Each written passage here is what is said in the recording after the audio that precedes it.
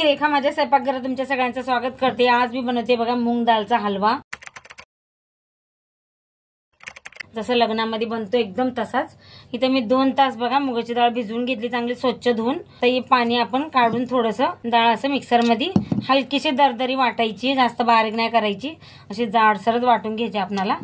हे बघा, आणि पाणी नाही टाकायचं, बस थोडंसं पाणी टाकायचं, असं एवढा चमचभर लागली गरज तर। बघा आता सगळी डाळ मी मिक्सरच्या भांड्यात टाकून वाटून घेते, जाडसरच वाटणार आहे। हे बघा थोडंसं पाणी आता मी याच्यात टाकलंय, तसं 1 चमच भरून, म्हणजे आपली डाळ अशी जसं आपण तुपामध्ये भाजून तिला तर ती शिजली पण जाईल त्याच्यामध्ये चांगली। हे बघा असं वलसरपणा राहायला पाहिजे डाळी। असं जाडसरच वाटून घेतली बघा मी डाळ। हे बघा ना, बारीक केलं ना काय नाही, बारीक केलं ना मग त्याच्यामध्ये तो दरदरापणा येत नाही असं, आणि असं मस्त आपला हलवा बनून तयार होतो मोकळा मोकळा। इथं बघा मी अर्धा कपच डाळ घेतली होती आणि भिजू घातली होती 2 तास, आणि साखर पण मी तेवढीच घेतली आहे, आणि तूप पण बघा मी तेवढंच घेतलेलं आहे। जेवढी डाळ आहे तेवढंच मी तूप घेतलंय, आणि इथं बघा 1-1 चमचा मी बेसन आणि रवा घेतलाय। या दोन्हीने काय होतं ना, आपला हलवा एकदम भारी लागतो खायला। हे बघा इथं आता मी लहानच कढईमध्ये हलवा करते, तर आता मी तूप टाकून घेते, आणि तूप आपलं चांगलं इतळलं का मस्त गरम झालं का त्याच्यामध्ये आपल्याला हे टाकून घ्यायचंय। 1-1 चमचा आपण बेसन आणि रवा घेतलाय ना, ते आपल्याला चांगलं असं मस्त असं खमंग भाजून घ्यायचंय। हे बघा तूप पण चांगलं असं गरम करून घेतलंय बघा मी, आणि इथं बेसन पीठ आणि हे आपलं रवा 1-1 चम्मचच घेतलंय। आता हे पण आपल्याला मस्त असं भाजून घ्यायचंय, आणि मग आपण जी डाळ वाटून घेतली का मिक्सरला ती पण आपल्याला याच्यात टाकून भाजून घ्यायची। पहिले आपल्याला भाजून घ्यायचंय मस्त असं, असं बिस्किट कलर आला का ह्याचा, जसं बादामी कलर, तसं एकदम खमंग वास येतो घरामध्ये रवा आणि बेसन पीठ भाजताना। हे बघा मस्त फुलला पाहिजे रवा। हे बघा मस्त असं भाजून घेतलंय बघा बेसन आणि रवा पण, एकदम मस्त कलर पण चेंज झालाय।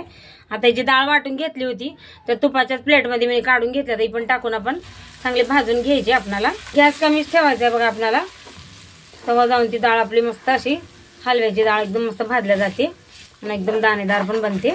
हे बघा मस्त आपल्याला अशी भाजून घ्यायची बघा, जी वाटलेली डाळ होती मुगाची, आणि एकदम असं गॅस कमी करूनच भाजायचंय, कलर याचा एकदम बदली होस्तर भाजायची आपल्याला। एकदम असा मस्त दाणेदार हलवा बनून तयार होतो, आणि त्याच्यात रवा आणि आपण बेसन टाकले ना त्याच्यात अजूनच स्वाद वाढतो मग हलव्याचा, एकदम असं मावा टाकल्यासारखं लागतं एकदम हलवा भारी। तुम्ही तसं दुधाचा खोवा पण टाकू शकता, दूध टाकू शकता, पण मी इथं बनवणार आहे याच्यासाठी चाचणी म्हणजे तसं नाही, फक्त साखर विरघळून घेणार आहे बस। बघा डाळ अशी मस्त बघा शिजायला पाहिजे तुपामध्ये, अशी मस्त अशी फुगते वैसे शिजली का कुठं जसं कच्चं पण राहत नाही। हे बघा डाळीमध्ये मी ना असं आपण पोहे खातो त्या चमच्याने 1 चमचा असं पाणी टाकून डाळ वाटून घेतली, म्हणजे ना डाळ आपली कशी कच्ची बी राहणार नाही, स्वाद बी कच्चा येणार नाही, आणि तुपामध्ये पण मस्त अशी शिजल्या जाईल, एकदम भारी लागतं मग हलवा खायला। आणि चांगली भुनाई करायची बघा आपल्याला, कमी गॅस करून म्हणजे चांगली भाजून घ्यायची। हे बघा पहिल्यापासून तर आतापर्यंत बघा कलर एकदम वेगळा दिसतोय, आता वेगळा दिसतोय पहिले वेगळा, आणि डाळ पण बघा अशी मस्त अशी फुलली आहे बघा, अशी दाणेदार एकदम मस्त बनून चांगली भाजून घेतली। आता याच्यातच मी ड्रायफ्रूट भाजून घेणार आहे बघा, म्हणजे याच्यातच टाकून तर काजू आणि बदाम असे बारीक कापा करून घेतल्यात, हे पण आपल्याला याच्या संगच चांगलं परतून घ्यायचं आहे मस्त।